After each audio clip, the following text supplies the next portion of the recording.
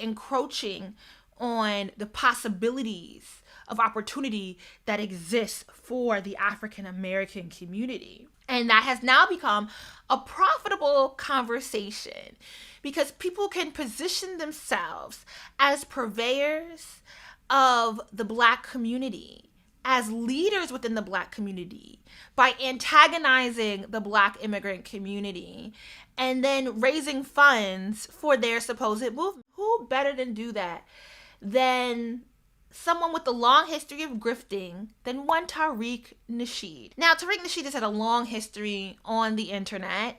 You know, when he first made it on the scene, he was definitely a pimp. Didn't he even have a show on MTV calling himself K-Flex?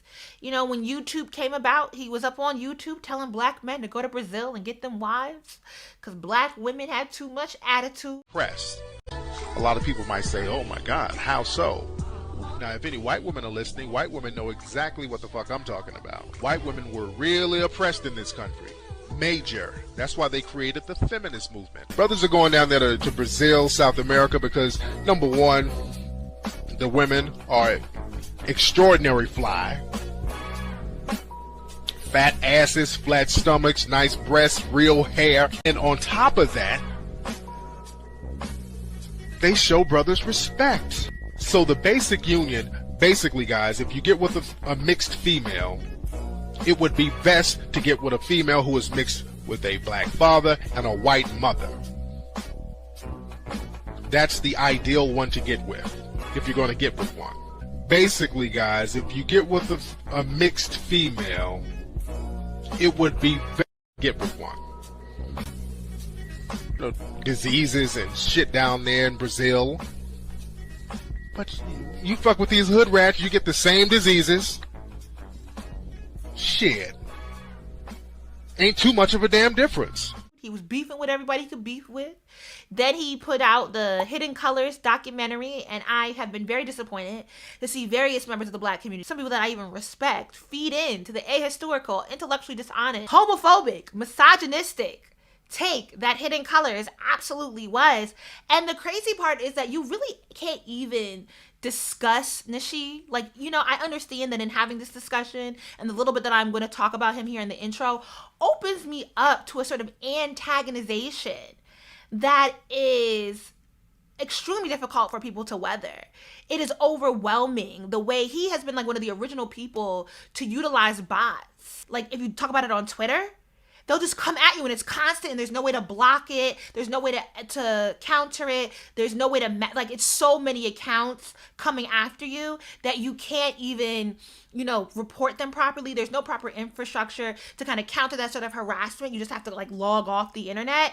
And it stops people from actually having conversations about the sort of harm that Nasheed pushes forth in his messaging and rhetoric. He's also handing out Bedwench Awards. You can find that here on YouTube. He does it on Twitter, calling Black women bedwench, a term from the slave plantation, in which, what I've discussed in previous videos, the United States of America, the institution of slavery relied on the forced reproduction in order to produce more capital through the births of Black bodies or Black children. So violent to take a term that was used by the slave master against Black women that they were using to breed and throw that at Black women in the 21st century. And so he pivots to the foundational Black American, which is curious because in the first Hidden Colors, he definitely spent a good bit of time claiming that Black people existed everywhere and that we are all, you know, Mansa Musa. We are all attached to the Black. He takes on a very sort of a pseudo Pan-African politic in claiming Black heritage based on any sort of phenotype of like kinky hair, broad noses, big lips that he then associates with Blackness to suggest that Black people should be proud of themselves because we did all these things across the world. But then he's now pivoting towards a nativist, foundational Black American rhetoric that attunes itself or attaches itself to the American flag. Y'all are some curious ass Negroes that really just are very invested in ahistorical takes. But foundational Black Americans have been agitating this conversation on Twitter. Current iteration, is coming from a man who simply wanted to raise $1 million for a school that he has no intentions of building, and he has done it. Pivoting towards being the supporter, the true supporter of the African American community, and utilizing the negative feelings that people do have about the way the American system continues to disenfranchise African Americans, using those sensitivities, pointing it against Black immigrants, only to exploit for your own personal gain. All right, I want us to get away from that. All right, that man, I don't know how in 2021 the man was able to raise $1 million considering his history, but he did. When I think about what is even productive about having this conversation about Black immigrants and African Americans, I think one, because there is a lot of historical context that people are absolutely missing from all sides of this conversation, and also because I don't think this conversation is simply happening between African Americans and Black immigrants. I think if we're going to talk about the way American immigration creates a hierarchy of desirability and exceptionalism, then we also have to talk about the people that don't get the opportunity to come, who cannot successfully get through the American immigration system, and who are left behind. That this sort of idea of like who's experiencing trauma, it's a cycle that is happening that doesn't just go one way from one side, right?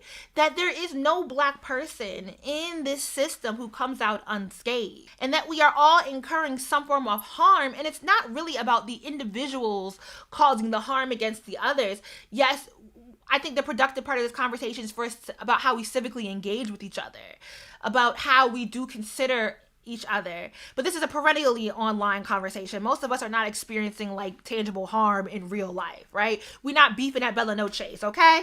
Plenty of us have friends from across the diaspora. We're in community. It is not that like of a stickler. But I do want us to think about the conversations that we're not having and how we may engage with various, like how we might fight for certain public policies, how we might vote for certain things, how we might just engage in a really, really the minutia of how we engage with each other, the way we consider going about doing things, the way we consider the lands that we come from, just the way we engage as a community together. I do think there's a productivity in understanding the systems at play and getting away from turning this to individualistic attacks. Because I think if we understand the systems, then we also know how to dismantle the systems. And we also know how to make the right calls for the future that we imagine for our offspring, First off, I would